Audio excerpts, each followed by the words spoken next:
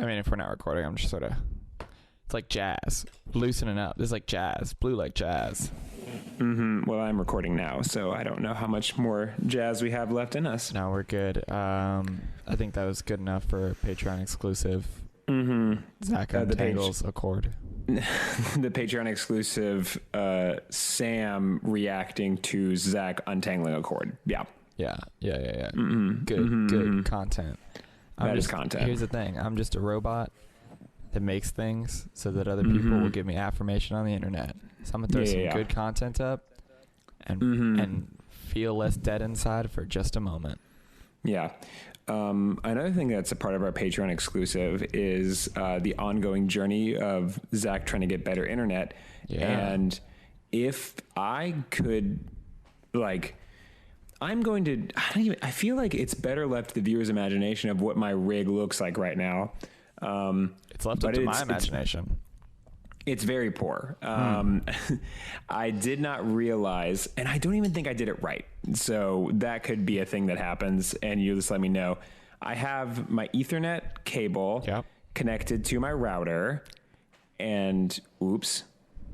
Yes, no. That's, I mean, fine. If it's got another, I don't know. I always plug them into the wall, but like. Yeah. The thing about that though is it didn't connect into the wall. Like maybe because I'm dumb. Like that was one of the things that I was really learning was like, I'm dumb. I was trying to plug it into this space in the wall that I thought was going to be fine, but it wasn't. I didn't try this out at first at all because my blind confidence was able to take me all the way to where we are now. I appreciate that. So there is this spot on the wall that I thought my Ethernet cable would fit into because it looks like what an Ethernet cable thing, what I imagine it looks like. And unfortunately, I think that's for telephones. I think it's for telephones. I think it's for telephones. And I'm starting to realize that, which is kind of funny. In the position of this room, it doesn't demand a telephone there. Like the only way you could have a telephone. So this house is relatively old, and if you were to have a telephone cord there, you would have to kind of either just be on the forefront of when the telephone hung on the wall, or you would just like some contractor just predicted it. He was like, this is the wave of the future is telephones hanging up on walls. No more of it being on the ground on like a desk or something. Because it's high up. It is about my eye level, so about 6 feet up. Yeah, I'd say it's probably for one on the wall. Yeah, I know, but I didn't expect that it would have been in this house. I thought that they would, and then again, this house isn't from like 1810, so I don't know why I'm saying that. Well, when I think of now I understand that telephone lines, the jack that you have wouldn't be used for this kind of phone, but when I think of like an Alexander Graham Bell phone, it's like, it's on a wall. Okay. The telephone I had growing up was on a wall. Right. Me too. But I didn't really expect, I really thought that the older buildings would have had them like the phone almost has its own table. Like there's a phone table and there's like your coffee table and there's other tables, but one just has like a phone and like maybe a really nice, what are those like tiny table rugs called? You know what I'm talking about? Oh, I do. Like a little doily, but bigger. Yes. The word I was looking for was doily, and I guess that's not the full word. But yes, a doily would be under it. That's kind of what I picture. That's what my grandparents had. Anyway, all this to say, I plugged it into the router. Okay. And then it like both sides are lit up, presumably that they're working. Coming in clear to me, so I think you're good. Yeah, I had to move myself around the room a lot, so I am on a couch that I never sit on, which is pretty fun. So I'm kind of lounging. That's nice. Exactly, I'm like relaxed, and in front of me is my microphone, and there is not one, not two, not three, but 4 reams of paper holding it up. So that's great. I know, right? And I stole these reams of paper from a job that I worked a long time ago. I'm the police. You're going to jail. Because I thought earlier, Well, when I got these, because I was like, they're not going to use this paper. They definitely would have, but that's okay. They definitely would have, but they're not hurting for anything. And I was just using them to print off things when I was in college, not in college, when I was working at this other job. And because my roommate was like, oh, I just got a printer. And I was like, great, this is going to make my life a lot easier. And then it was later revealed it was like, psych, this printer doesn't work. And so I was like, cool, well, now I just have this constant 4 reams of paper in my room. Thank you to that. Yeah, man. And they came in super handy in this one moment.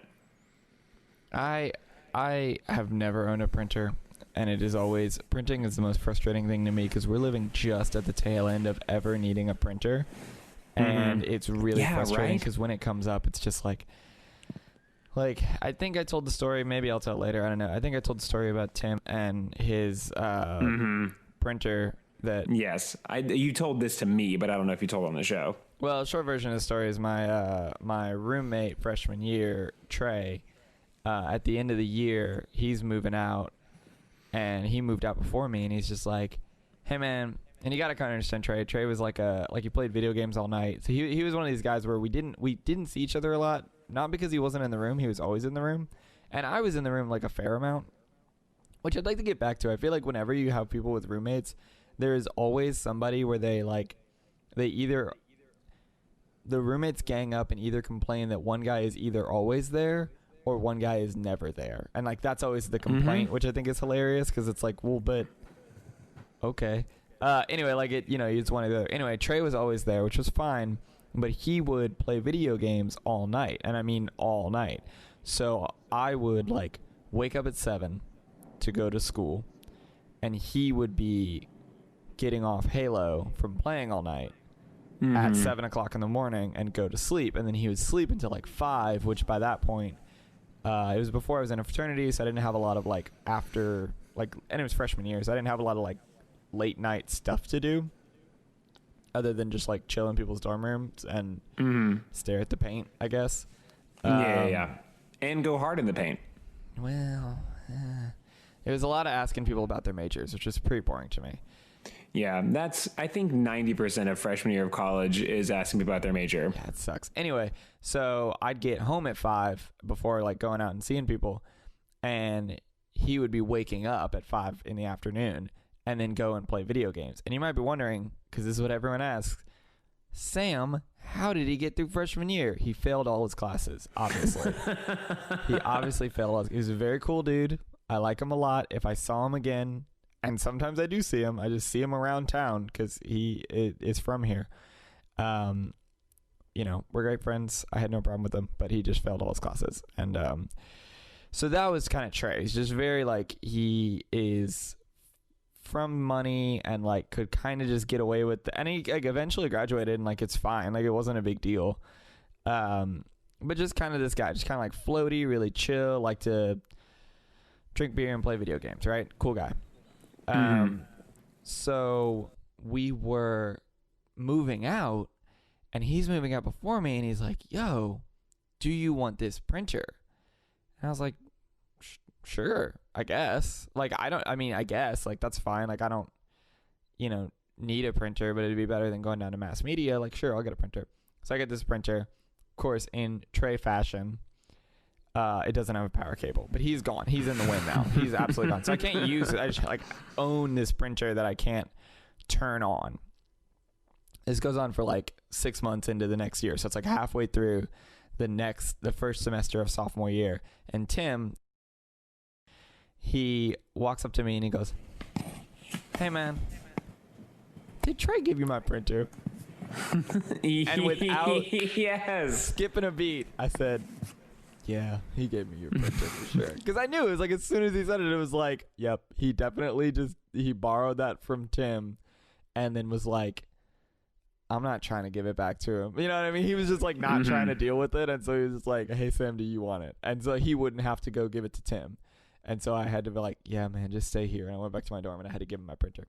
But I've never had luck with printers regardless of that. Like, I got a printer one time. It was a printer and scanner.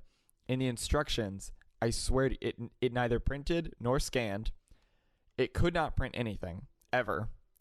it wouldn't scan unless you had a cord that plugged into your computer, a cord they did not provide. None of the menus said anything about printing or scanning, and the instruction book did not mention printing or scanning, but it did tell you how to put a photo on Facebook, which was just take a photo and log on to facebook.com. It had nothing to do with nothing to do. It was like, oh, hey, you might want to print a photo. You might also just want to put it on Facebook, i.e. not use the product you just bought from us. So just log on. It was baffling. It was the most insane. And every time you would print, the ink believed that you were printing. So you tried, like, you were testing it. It was giving you blank sheet after blank sheet after blank sheet. And they'd be like, low on ink. You want to buy more ink? I was like, no, I don't want to buy more ink. You haven't printed anything. It's very frustrating. I hate that. So oddly enough, I think like our generation probably just has like trouble with printers. Anytime I have to print anything, it just means like, like you're about to have to go to the main library downtown, which is one of my favorite places on this earth. So the library is great for having to wait for a computer so that all the people's sessions will time out, because you get to use the computer for 1 hour at a time, and everyone is on there just like watching music videos or like playing Farmville. And I'm like, I didn't even know that Farmville was still around. And like other such just like nonsense. And there is like probably 30 computers, and every last one of them is being used. And then you have to pay 10 cents for a piece of paper. So I always walk in there with like a nickel, or just a couple, like just a handful of change. Good. If you came in with a nickel, that would go bad. And I have to go back to my car, but I already paid to get like half-hour parking. Right. So essentially, I'm out like 70 cents every time I go there. But it's great. One time I went there and I saw the police tackle a guy. That was really fun. Cool. One time I couldn't get to, and this is an obnoxious sentence, but I couldn't get to a Philip K. Dick book I wanted to read because there was a guy like sleeping in the middle of the rows. And I was just like, this place is magical. I am in love with it. Okay, let's be clear. Libraries rule and are great. And this library, don't spook people from the library. If I go there 10 times, 8 of those 10 times is totally fine, and I'll go there, I'll get my book, and I'll be like, oh, this is great. And also, like, it's providing this thing where people can have internet that usually don't. This is a cool thing. Right, and exactly. So I'm like totally fine with it. And I actually like if anyone is from this area of town or this place, the main library in downtown of Louisville is the bomb. It is the coolest place. They do this thing once a year where they decorate the entire library as Hogwarts because they're awesome. And it is one of the coolest things. They have this whole festival dedicated around to it.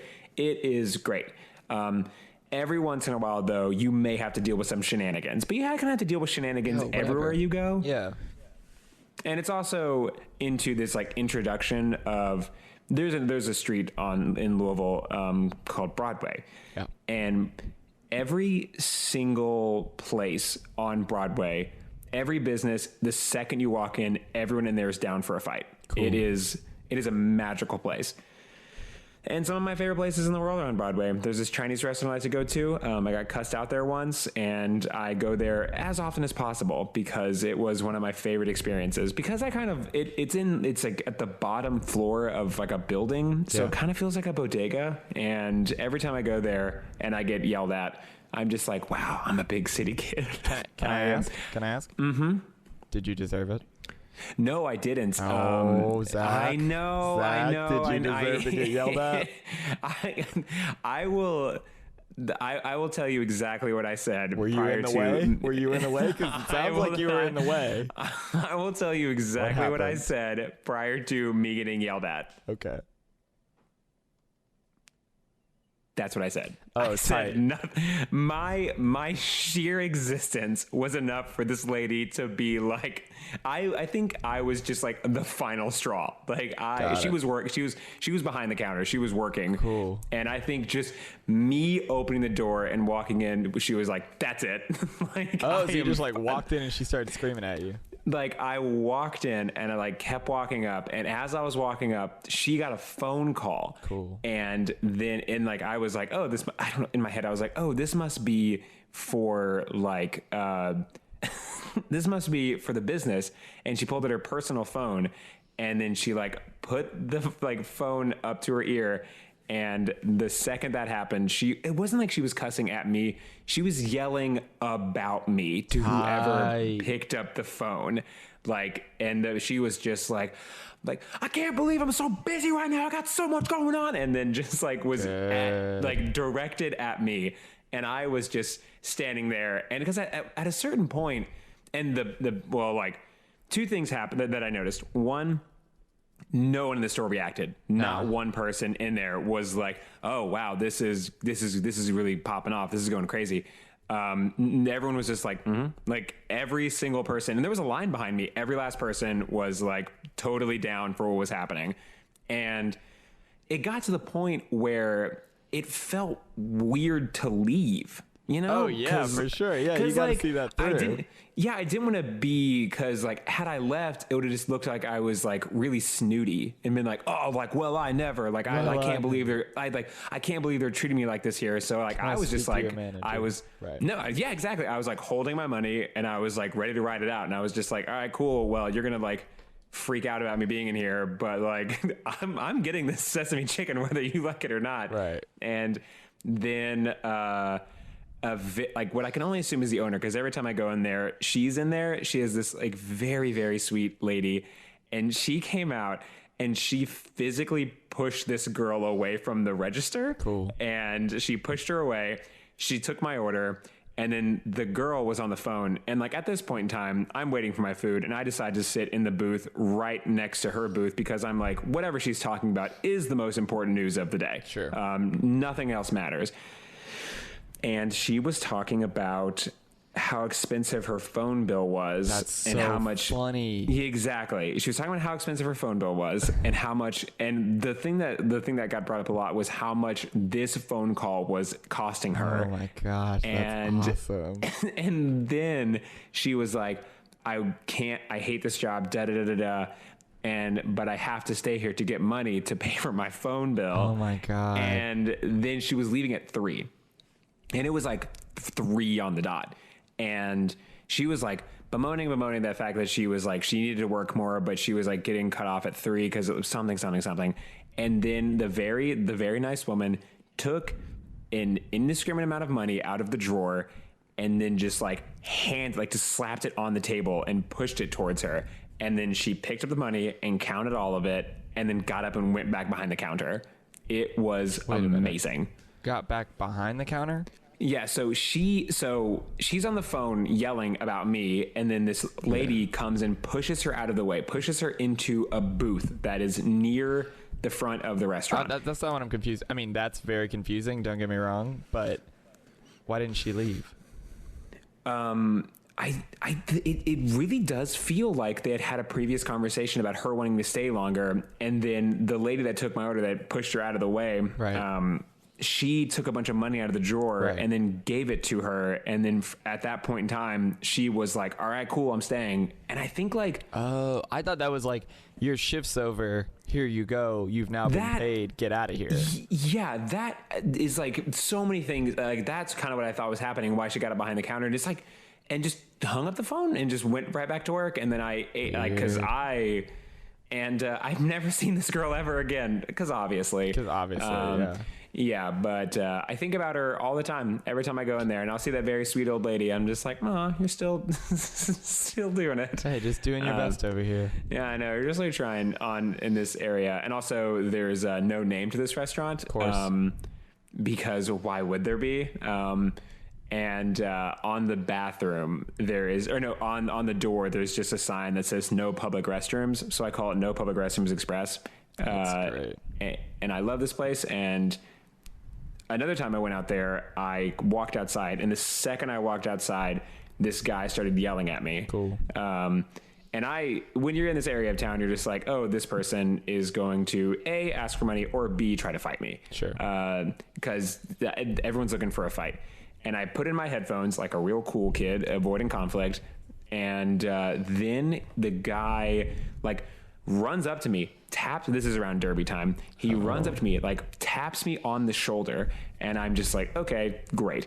And I take out my headphones. I go, what's up, man? And there's like bleachers everywhere for presumably a parade. And he goes, hey man, what are all these bleachers doing here? And then I went, I think there's a parade for Derby. And he was like, Derby? And I said, yes. And then he just went, you right, and walked away. Cool. That was all he wanted from me. Is it weird that these stories make me homesick? I'm just like, man, Louisville's great. He genuinely just wanted to know what all these benches or all these like bleachers are doing everywhere. And the second I told him, he was like, all right, cool. Cool. And then he left. Then he, I don't know, opened up a sewer grate and just like went down into the sewers. Yeah, like that. It is my.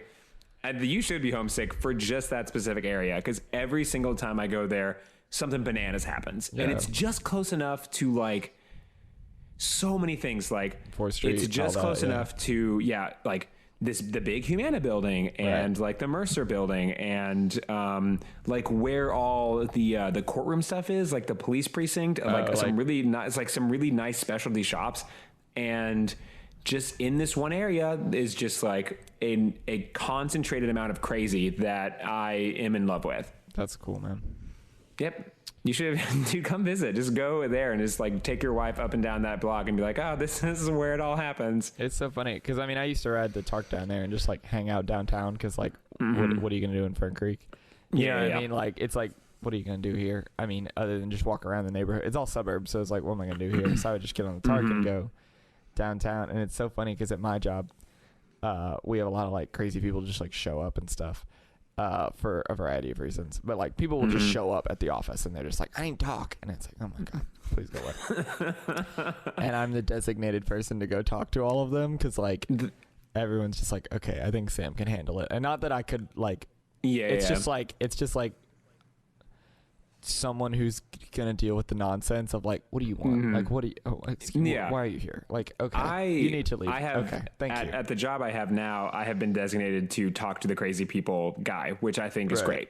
Right, it's a fun and job. Like, and I did it at your wedding at one point because we were all. I did. I had to unlock my powers.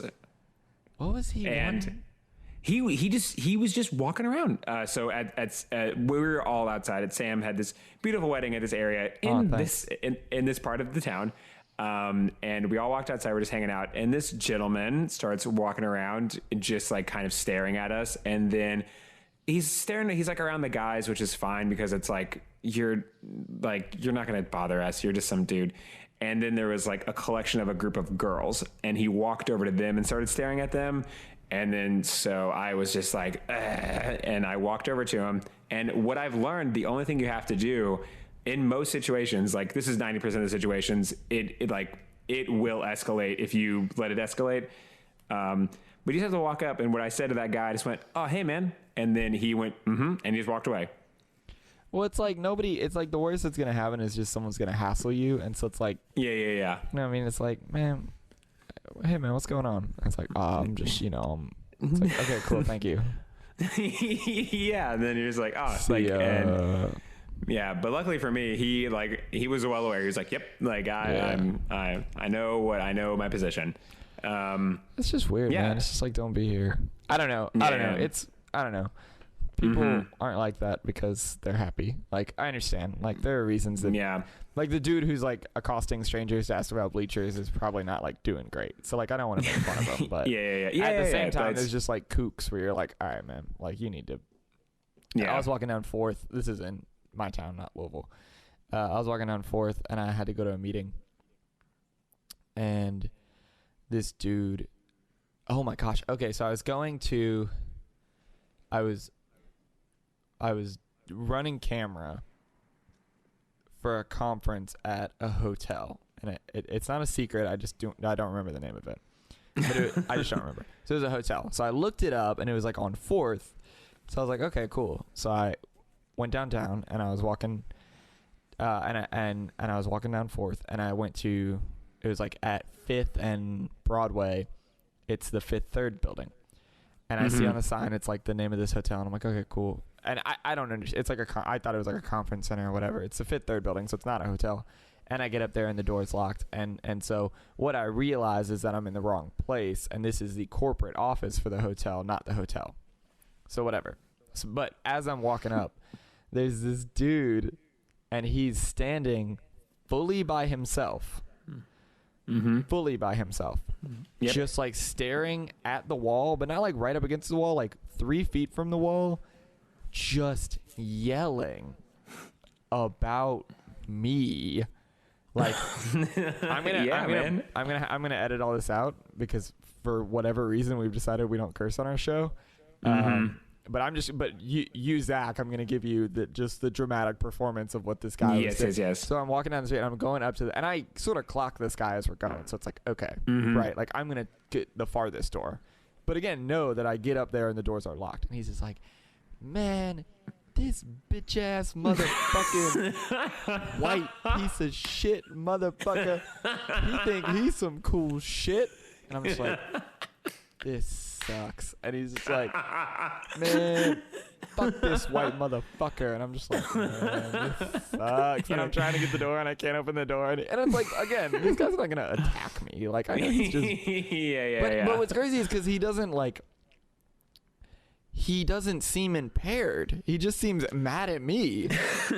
And he's just like, man, but you were being too cool, weren't you? No, I was wearing like jeans and a t-shirt walking down the street, and he's just like, man, this bitch ass white motherfucker, I fucking hate him and his bullshit. And I'm just like, okay, it's bullshit. Walking down the street, and anyway, whatever. So I'm like, okay, this sucks. So I keep walking down until I can get to, I don't know, third and Broad, or whatever. I couldn't have been Broadway. Third and Church, and this dude's sitting on the corner, and he's just like, hey man, can I get some money? And I said, nah man, I don't have any money. And I should have kept walking. I don't know why I stopped. It wasn't like a whole like thing, but whatever. He's like, hey man, can I get some money? And I'm like, no man, I don't have any money. And he's like, all right, well, can you just like buy me a sandwich? And I was like, what? No, I don't have. I was like, I don't have any money, man. I can't. And he's like, well, look, there's a sandwich shop right there. Can you just go buy me a sandwich? Just go.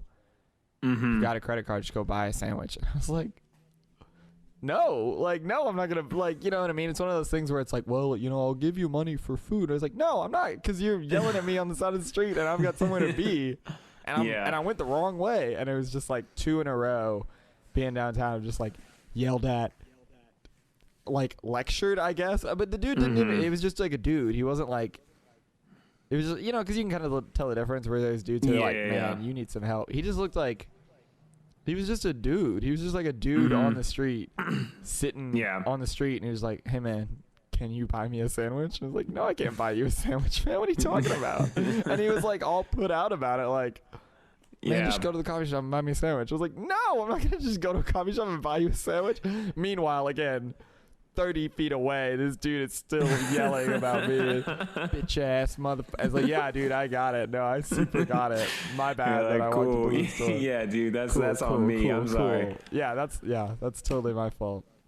I probably deserved it. Let's be honest. It's probably my fault. Yeah. You were being too cool. I wasn't though. I literally was just like in regular clothes. I had headphones in. I didn't have a bag. I didn't have anything. I didn't have anything that made me look different from anyone in the world. I was just like, I wasn't in like a suit and a monocle. It was just like, I'm just like a dude trying to get into a locked building. Yeah, I'm just a dude, really and he is a dude. Yeah, he's just a dude standing 3 feet away from a wall. And what's funny is he never really even looked at me. Like, I'm not, like, he was kind of like, he never like, we didn't make eye contact. He was just kind of standing by this wall. And then as I got closer, he started yelling about me and it was like, okay, dude, I gotta go. So then I walked down the block. Probably what I should have done is just gone right back down the same block. But I didn't want the sandwich dude to hassle me because I was walking. Yeah. I was walking past him, and then I went to this valet, and I was like, hey, man, do you know where this place is? And he's like, no. And he looked it up, and he's like, oh, you know, it's on West End. And I was like, oh, okay, I must have, and sort of figured it out. And I could have just turned around. And I really felt like I should have. I felt like that would be the truest thing to do. It's like, nah, man, like, who cares? Turn around and walk exactly past this dude and still don't buy him a sandwich because he's just a dude on the street accosting you about sandwiches. Like, no. And then another dude accosting you about existing. So, like, just walk past him. But I chickened out. So I walked around the block and, you know. Yeah. Since I work in a coffee shop in the part of town that gets a lot of tourism, we have a recurring cast of characters that are, now that the weather is getting nicer, they're making their appearances again, which is great. I feel like I've said this before, but like, my main piece of advice, from someone, like, if you like have to deal with the same people all the time, like if you're in one of those neighborhoods, is to learn all of their names. You've told me this. You give me this advice. Yeah, it is the best, because I had to do that just the other day. There's this guy that like comes up and he always like, he runs up to you and he has a story, and his story's always the same. It's about having to buy a pizza for his fiance and his 2 daughters. Yeah. And every time I see him, I just look at him, I go, nah, Johnny. And I just walk away. Like, nah, Johnny. Like, nah, Johnny. Like, not like, and like, cause he'd be like, hey man, do you have and I'll be like, nope. Like, and then like saying his name, it's like, you and me have done this. Like, we have done this several times, enough times to where at least twice, because I've asked your name. There's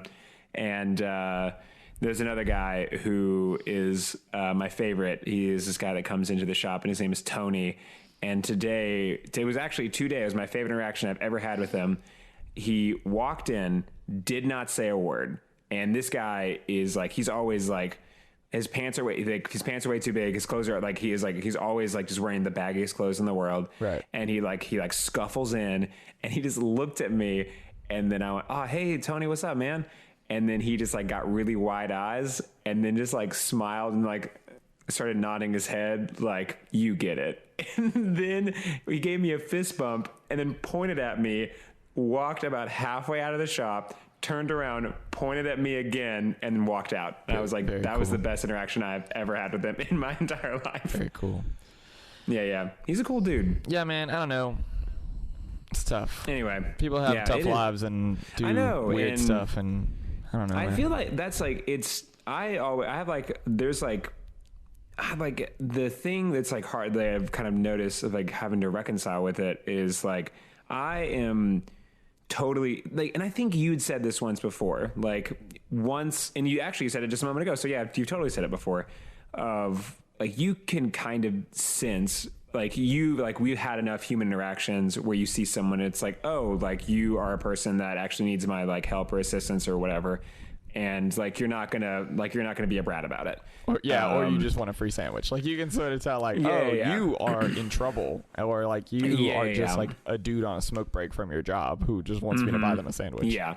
And I think that's like my main issue with a lot of people, because we hang out with mostly tourists here. My main issue with them is with a lot of the cast of characters here is they'll walk up to you and then they'll start telling you a story, and it's like, dude, don't lie, man. Like you've already like lost all favorability with me. Right. And I know that like, that is like something I have to work through, and that kind of like is bad on my part. Right. But it's just like, it's like, dude, the second you go into a story, it's like, man, like I don't have a lot of sympathy for you, because like, this isn't true. Like, you're lying to my face. Which is, which is hard. Because I've seen you around. Yeah. You know, people aren't doing that because like, life's great. Like, people aren't doing that because they just got promoted. You know what I mean? Mm-hmm. Like, they're having a tough go of it, but at the same time, it's like, yeah, man. But like, this is why we have programs to help people. I don't know. It sucks. Homelessness is a really big problem, or at least like homelessness and like way underemployment and like poverty is I don't know if poverty is a big problem in Nashville, but like, we have a lot of people on street corners who are not in good shape, and like, we've had a lot of expansion, which is really cool, but like, every step of that conversation has been like, and also the affordable housing crisis. Like, we are displacing a lot of people, and my wife and I have like tried to I've lived here longer, but like, my wife and I have tried to make conscious choices to make sure we are not moving into neighborhoods that are gentrifying. Like, I've moved into neighborhoods that were like built straight out of the dirt from a forest. Like, it's a wooded area, and they cut down the trees and they built houses. And I've lived in apartment complexes that are low income and have been there for 40 years. And I lived there when I did not have any income. Like, I was certainly not like, yuppie rich white kid living there. It was like, nah, man, I live here because I don't have any money.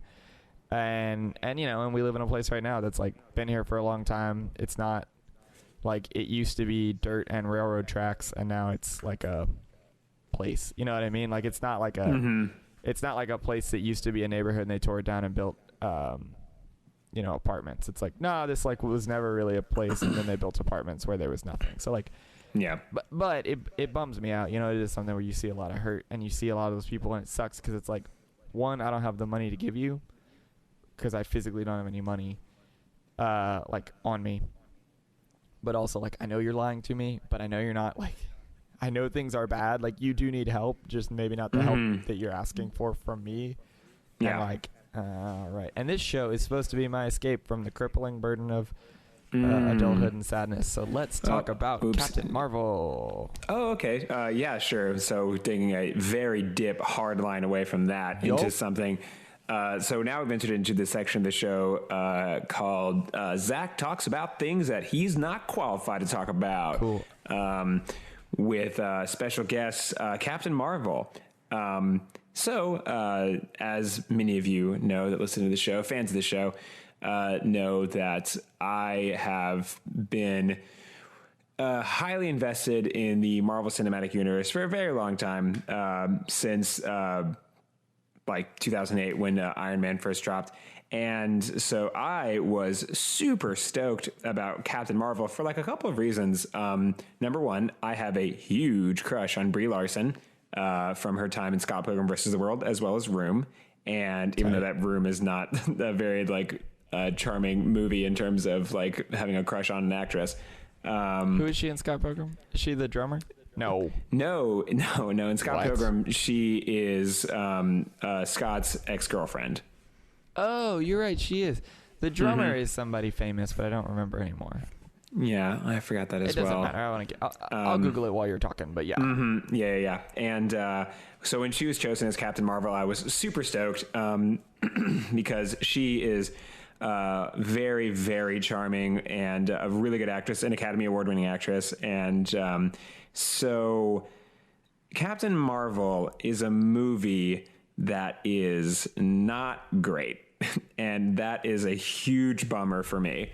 And the reason why this is a huge bummer is because I don't know if you've picked up with the news, Sam, but any time there is a movie with someone that is like not a dude or like not the original imagination of the character from the 1960s or white, like the world's worst people come out of the like woodwork and are just like, I am going to talk about why women are awful. And it's just like, dude, like there's no need for that, man. Like where are you, like, go back to your corner. Go live in a hole where you belong. Or go be a person. You could also just start being a person. That would be cool too. Yeah, that would be excellent. In fact, that is like the bet. Like I think I have such a huge I think it's a hatred developed from having such a soft spot, because I just feel that a lot of my time as like a 16-year-old or like in the formative years of my life, if I zigged when I should have zagged, I would have been one of those dudes. Oh my God.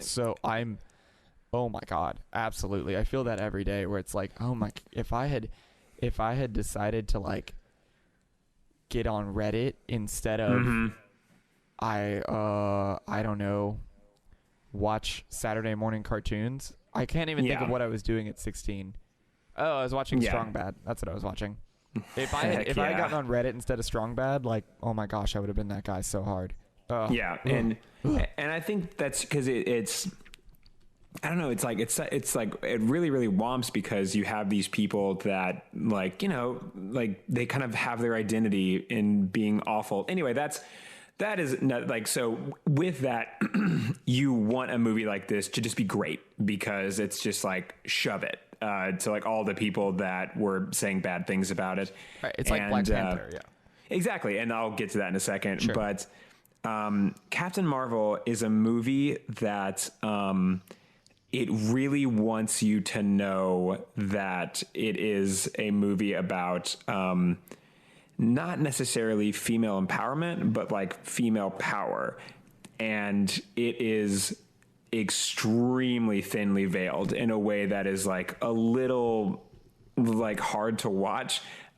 So there's several sequences where we find out that, so the main antagonist, like every other antagonist in a Marvel movie, is aliens. Sure. So there's a lot of dialogue that is being said of like, you can't, so this is like actual line of dialogue. We're stronger than you, and you're just a human. Oh my gosh. And it was like, the second I heard it, I was like, I know for a fact that the original line was, you're just a woman. And then someone in the writer's room was like, hey, maybe like don't. Maybe like, don't. Maybe we're like done with that one. Yeah. That was like that was really, really on the nose. And I think the one of the things that it has a hard time dealing with is the very instant you meet Captain Marvel. She is like really like it's so unfortunate because you meet this character and she is the archetype for like sassy heroine. Like she is like, she jokes around and she's tough and she can like hang with the boys, and it's like that to the point where they lean on that so heavy they almost don't develop a character around that, and you have this assumption of a character rather than getting to know an actual character. Interesting. And that really hurts because like you can already tell what she's going to say before she says it, because it's like, oh, we've seen characters like this before. We've seen movies like this where it's like, I'm the streetwise tough girl and I don't take no flack from nobody. And so all of the lines are very much predicated on that. And you never get the sense that she is an actual character, which is like really, really rough as it goes through. And like the movie is also plagued with a lot of other things. There is this gigantic cast of characters, and almost none of them get like an appropriate amount of screen time. And as it's going through, the more characters are introducing, the less time you get to spend getting to know the main character, Captain Marvel. And you don't really know why she's doing the things she's doing. You know, she's like, you know that she wants to stand up for the greater good, but you never really know why she wants to stand up for the greater good. It's just like she's a hero. Why? She's a hero. But what about her made her want to be this way?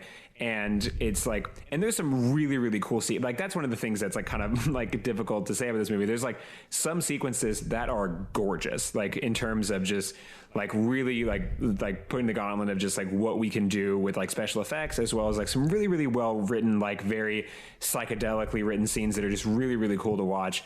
But after like that, like most of the dialogue is just like, it's hard to tell like why she's a different character when all the characters are being like snarky and snippy with each other. Like not every single person can be the cool guy, and every single character is the cool guy. And so because of that, you never get the sense that she's any different than anyone else. And even though like you're told that she has a backstory, you're told that she's done this and this, but like it never shows. And it's really hard to like give you a sense. And there is this one part at the end of the movie that I think is like the part that really makes it fall together the most for me. And I'm not going to, this is something they did in the trailers where she's having all these, and it's like apropos of nothing. This is like, there's no reason why this is happening. She starts having a bunch of flashbacks of her like as a little girl falling down and then standing back up. But all of the scenes are like she falls and then some dude is like, and like an actual male character that you'd never see again walks up to her and says like, why, like how many times do I have to tell you, you can't do this? And You're then she like, no, they never say that. But they're just like, why did you do that? You're not strong enough. You're not this enough. You're not that enough. And then she like, and then that's when she stands up. It's just like, you're right. I am only human. And it's like, You mean like that exact line from that episode of Teen Titans with Cyborg where he you're describing an episode of Teen Titans. It's fine. Yeah, kind of. And it feels feels like human. that. It's an episode of Teen Titans, and that's yeah. And plot. so it's like, and like at the end of it, there's this really cool sequence where like she's like otherworldly powerful and like da da da da da.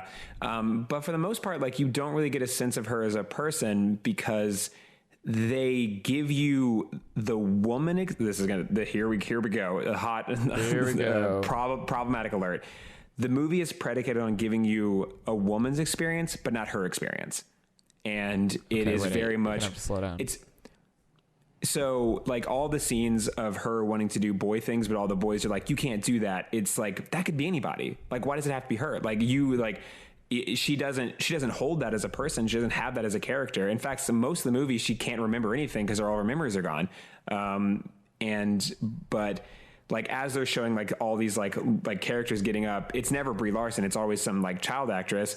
And then the entire time watching, I'm like, that could be anybody. Like that isn't like, you never showed me you growing as a person. And the reason why I bring this up and the reason why I don't think it plays very well and kind of falls flat is because this movie feels like a generic adventure in the way that Black Panther wasn't.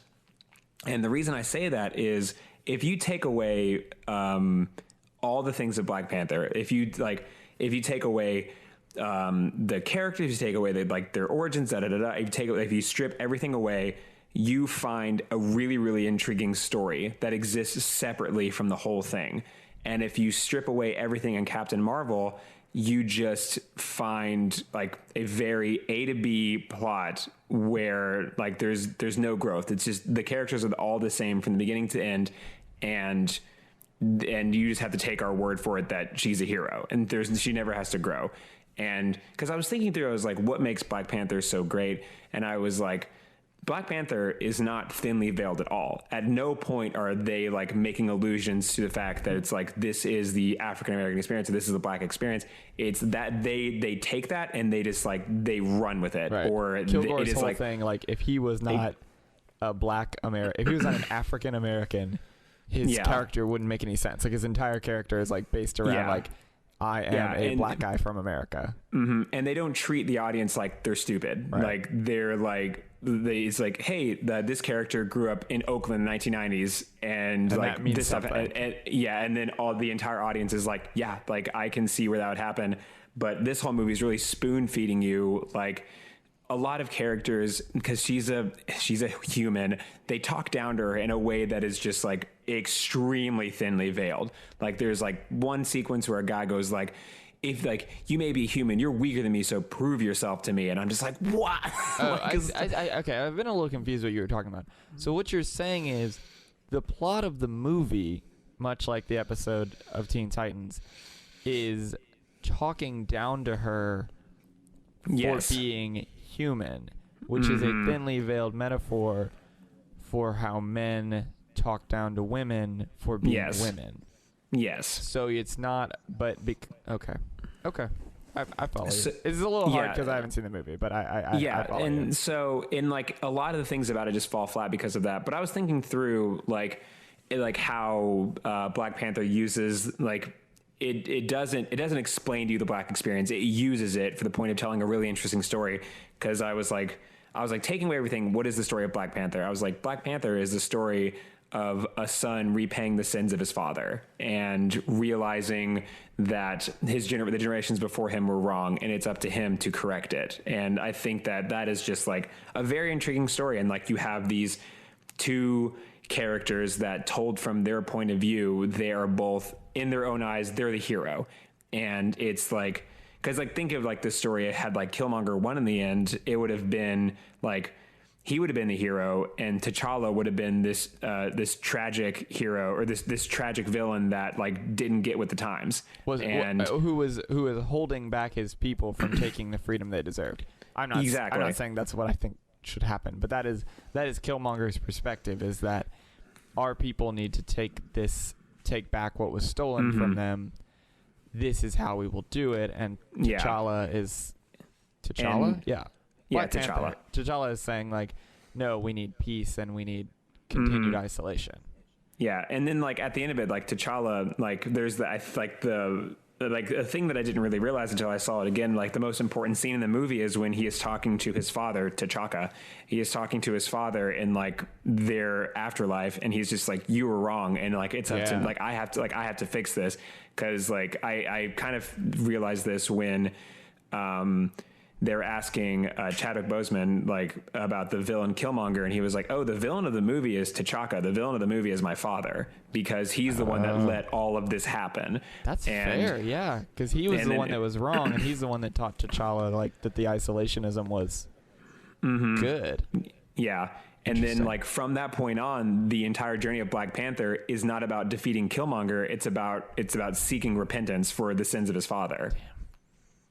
Yo, Black Panther's a really good movie. Exactly. Like yeah, really and I think it's like, movie. and like I was watch Black Panther again. It's yeah, because I mean, I was thinking through it. Because as I was watching Captain Marvel, I was just like, I was really thinking through. It's like Black Panther never was like it was never like using aliens or whatever. It was using like the actual like experience of what like of these characters in a really, really great way, and then you didn't have to. Like they told a really, really intriguing story, and they never like strayed away from really hard to talk about issues. And because of that, it like became this like really, really great movie with a really like with a foundational story to like beneath it. Whereas like when and if you see Captain Marvel, it really does feel like it's like the thing I said earlier is when you're talking about Captain Marvel, she'll always stand up for the underdog. Why? Because she does. But why does she? Because she does. Okay. And then nothing in her past or nothing in her arc makes you believe this. It's just the way she always is. And I think, and like, it's interesting to think because this also brings up a lot of comparisons to, and also at no point, like in Captain Marvel, there's a few points where it's like, oh, this is a rough situation. But for the most part, she's like got it all together because she's like cool and suave. And like she's like making little quips and comments about everything, and she's like, "I'm gonna get away with this when everything is totally fine." And then it is, yeah, and then it is, and like you kind of, it's like, it's almost like they're leaning so far into the idea that women are as powerful as men that she never breaks a sweat, and that is like it kind of like takes away from the whole experience. You know what I mean? It's sort of like the Sidney Poitier thing where it's like he's not like. We've got to hold up, and again, I don't know if this is the perspective. I don't know if this is true, but like, we've got to make this perfect representation of a marginalized group because if we show any weakness or like complexity in the character, they'll be completely destroyed. Which, from the like reviews pre-release, where like before the movie was even released, there were like dozens of reviews about how this movie sucks and women suck. Like. Maybe that is. I guess maybe that's true. I feel like Wonder Woman had some flaws. I certainly like that it's a female-led superhero movie because there should be more than two of them. But what the criticism I've heard of the film is, the criticism I have heard is about categorizing it as a feminist film. Because it's like, just because there's a woman in it doesn't make it feminist. And like the problem with toxic masculinity is not that people have penises. It's like the problem is solving all your problems with aggression and violence. And like, she's not a feminist icon just because she doesn't have a penis. Like, I assume, and you can correct me if I'm wrong, she solves every problem with punching someone in the face and not listening to them. So it's like, that's still not like great. Like, I don't think teaching little girls to be like, hey, you can look up to this person and you can also be aggressive and not listen. Like, that's, and like, that's not great. It's not good. Like, I think more of like a Tyrion Lannister. I mean, he has lots of problems and no one should be like him either. But like, in the good ways of like, oh, he's someone who like talks through his problems and communicates and wins things by like using his words instead of killing people or and he's a bad person, but you know what I mean. Yeah, and I do like the in the movie like in the way that Marvel movies do end, it doesn't end because like here we go again with Black Panther. It ends by Black Panther outsmarting Killmonger in like because they're equally matched, but like in the way of it being like it feels so like. I just really don't like the way they approached it because it ends like the movie kind of gets to this point where she becomes super powerful. And then the last like 20 minutes is like, boof, you've never seen anyone punch this hard before. Right. And it's just like her like just being like, oh wow, so like you can fly through space and you can like blow things up with your brain, and like you have like lasers coming out of your eyes, and then like from that point on, none of the characters matter. Like none of the villains matter anymore, right? Because it's like why? It's like because they can't punch as hard as her, right? Because that's the thing is like this film. There's no. I have not seen the movie, but like lots of those superhero films never have sort of an ideological, or even like they have no ideology they're putting forward. There's no point. There's nothing to it. It's not about anything. And even Black Panther, what I'm saying is they don't overcome a different ideology. They just punch harder. And we know they're the good guy. But this story could go exactly the same way if the bad guy punched harder. You know what I mean? Yeah. Where it's like, well, he only won because he punched harder. He didn't win because his idea was right. You know what I mean? Like, he didn't win because he was right and convinced the other person, or like just like was smarter than the other person. He just like punched harder. And even Black Panther, T'Challa wasn't right. He was wrong, and that's part of the movie. But it is an ideological battle. It is kind of, and there's also lots of punching and rhinos and blah blah blah. Yeah. But it sounds like a generic movie. Someone has given me that review of saying, hey, Sam, it's just like that thing you always say about action movies where they punch him, but then they can't punch hard enough, but then they punch harder. And it's like, it's a real bummer because of like, I think how important this one was. Right. Like, and I think it feeds into like, it being like just an okay movie, it really feeds into this like aspect where like a bunch of, little trolls can say that they were right, which is unfortunate. It's like Ghostbusters, where like, hey, this movie was bad, but you liked it for the wrong reasons. Or I'm sorry, you disliked it for the wrong reason. Yeah, but it kind of one of the things that it draws comparison to is, and I think we still have this as a win, is it draws a lot of comparisons to Wonder Woman if you cut out the last like 20 minutes. Because it's about ideology, except for the part where then they punch real hard. Yeah. Or like, because in Wonder Woman, like like she is a character who's like trying to figure things out, and like there are several points in the movie where it's like you kind of get the sense like, boof, this one might not work out for you. Like this is like you're really going through it right now.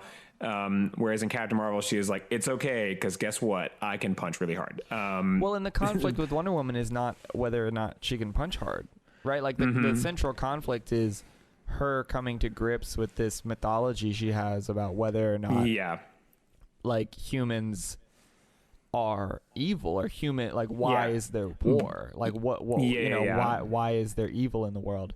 And she's got some mythology about like great man history, essentially, of like, oh, if it just wasn't for this one bad person, none of this would have happened. And the thing that she is confronting is the myth of great men. It's just like, well, no, like it isn't one person who's causing this. It's a society, it's a culture, it's a sickness that makes this in everyone. Now granted, then the one man who causes all the war turns around and goes, I was bad all along, whatever. But if you cut out again, if you stop where the part where she finds out Ares isn't real, then it is a movie about ideology, and also she's strong, but her being strong is not the central conflict. But it's also not that like the central, like it's a movie where she is a female character, but it's like apart from like a few things, it's rarely like everyone's being like, you can't do this because you're a girl, right?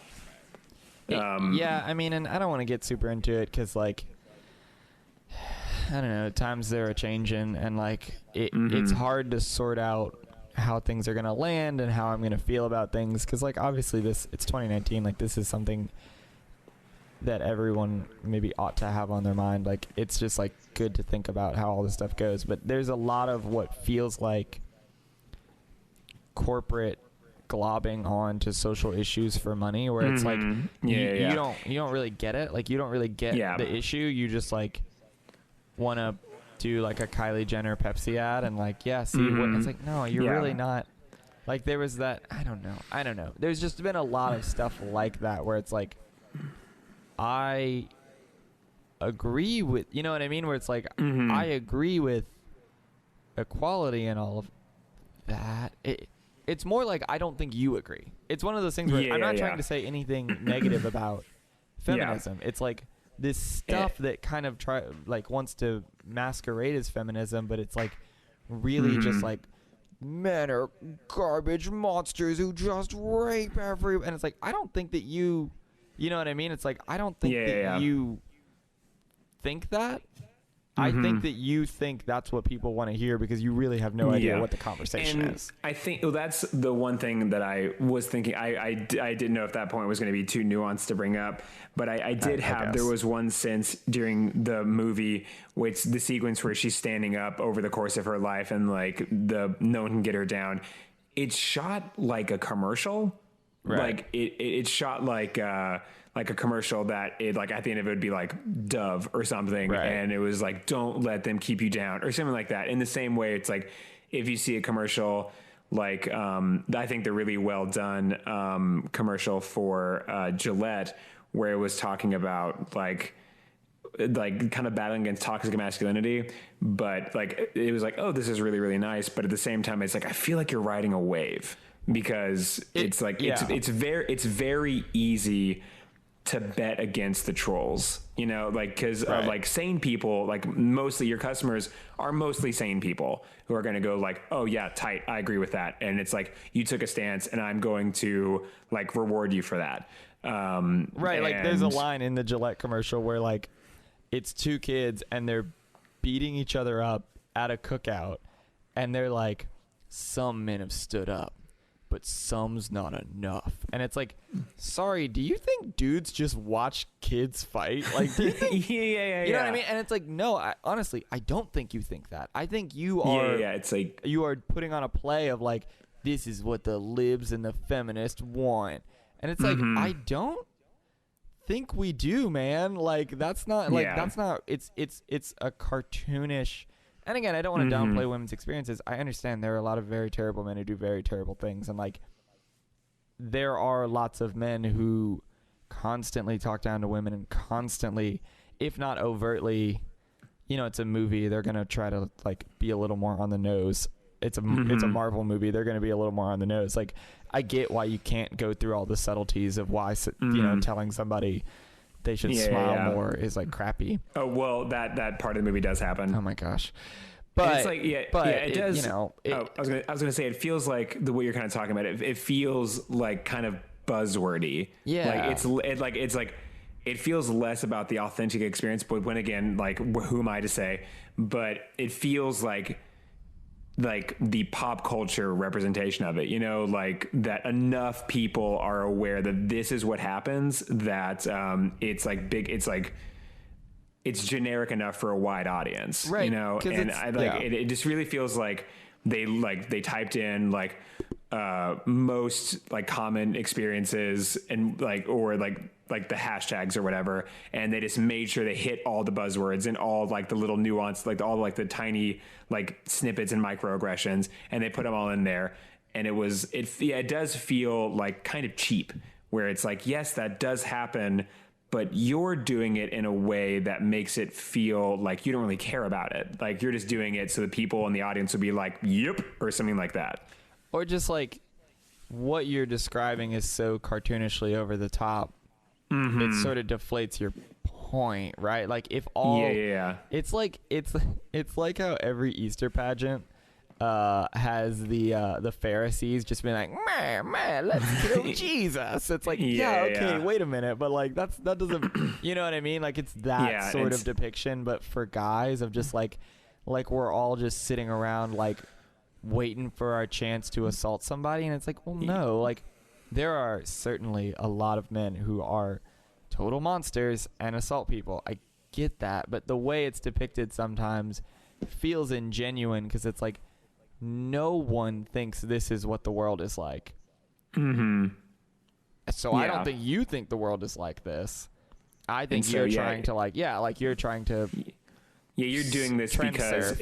It's like you're doing, and like because in those ways, it's like any point that you did had feels like cheapened because you're riding a wave. It's like the Kylie Jenner Pepsi thing. It's like, yeah, and it's you don't like care about police brutality. You're just trying to yeah.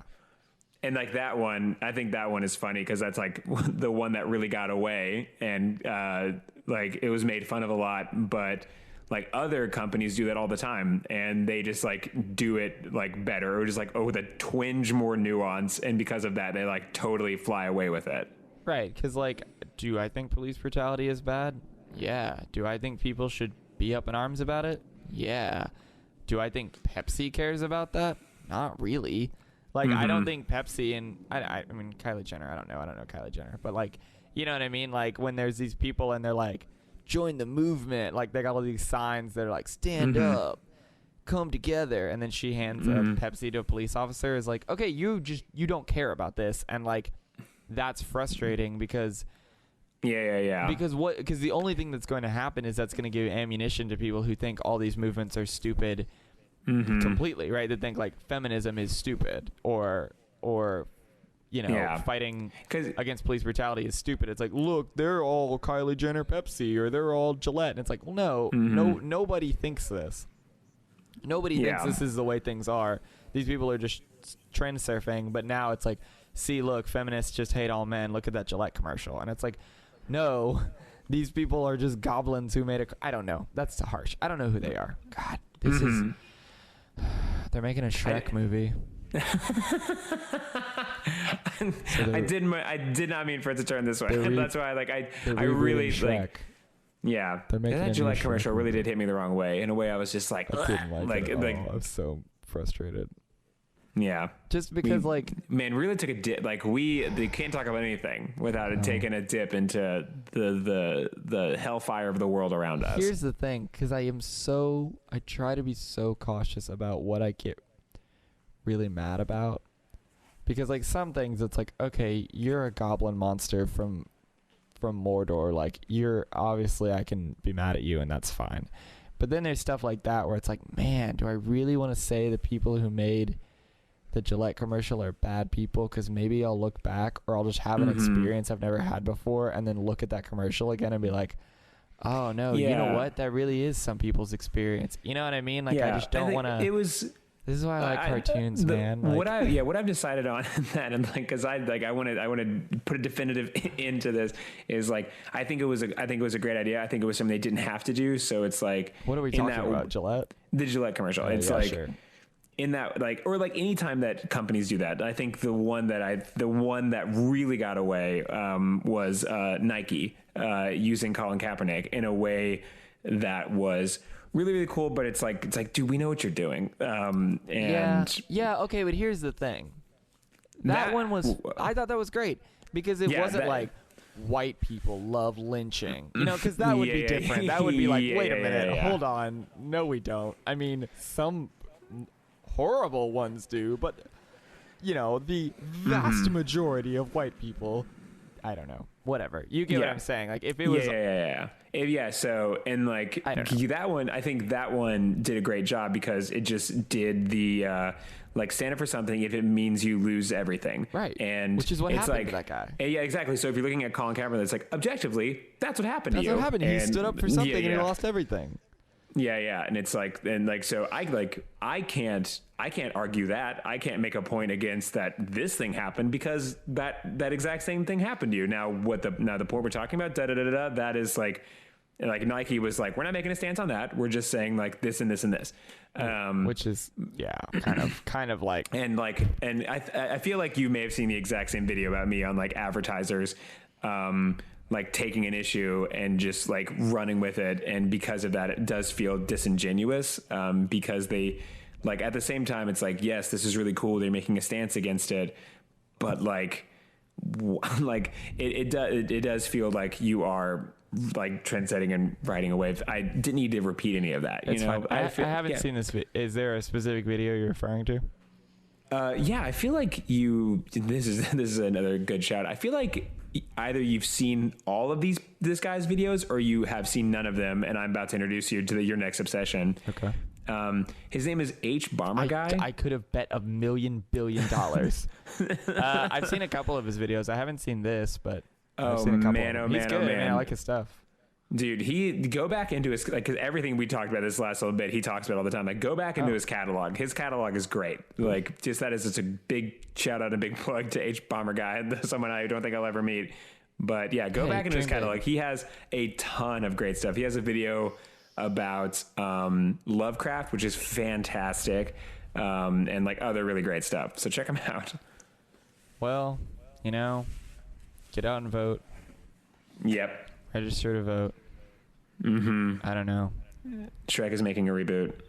Shrek is making a reboot, guys. Shrek is making a reboot. Like, they're rebooting. Hey, guys, they're rebooting Shrek, and they're also rebooting Puss in Boots, and they have a sequel already planned for Puss in Boots reboot. Guys, they're making Shrek again.